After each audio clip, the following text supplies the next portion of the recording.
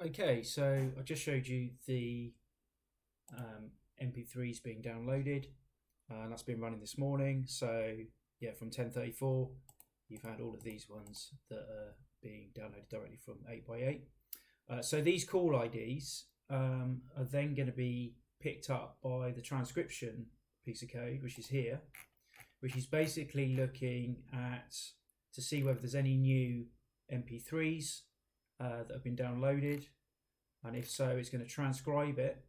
If it's not in English, it's going to translate it into English, and then we're going to write it into this file here. So what I'm going to do is just delete this most recent one, and that should kick off the process to transcribe it. Okay.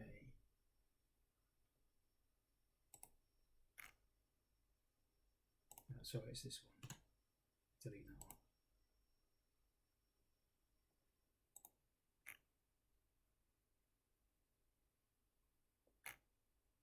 There we go. So it's picked up. There's a new file that needs transcribing. It's detected it's been English. It's done it.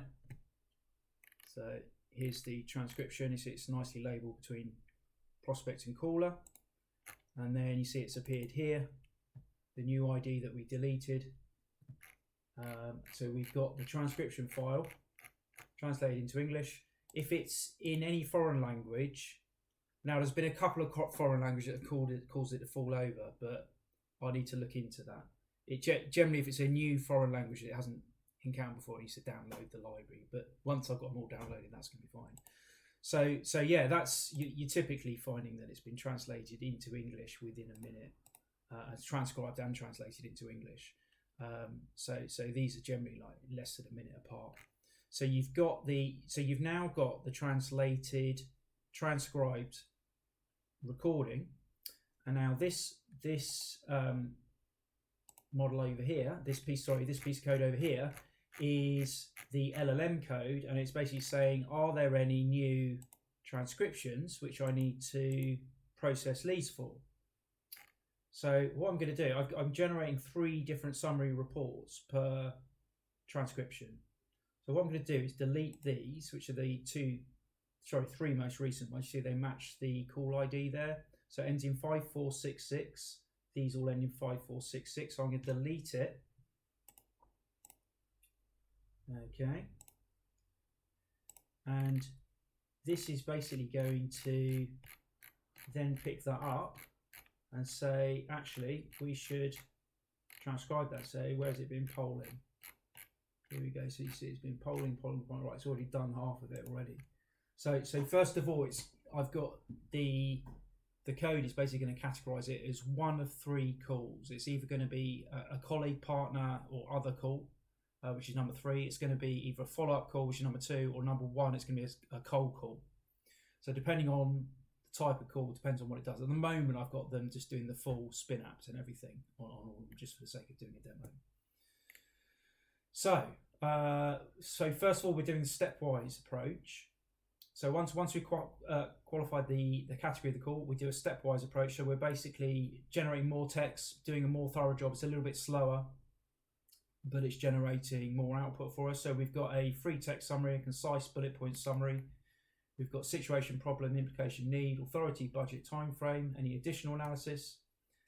Then we've got the sentiments and motivations, changes over time, concerns about switching to a new solution, any other info, agreed follow-up actions, and then likelihood of sale being made in the next 6 months. So it's already done that. So that only took 25 seconds. So it probably wasn't a very long call. Yes, it's only about 3.6 meg. But it's still over 5 minutes. So anyway, it's done all that. Now it's doing a shorter summary, which is just doing, so it's done that. That took 45 seconds.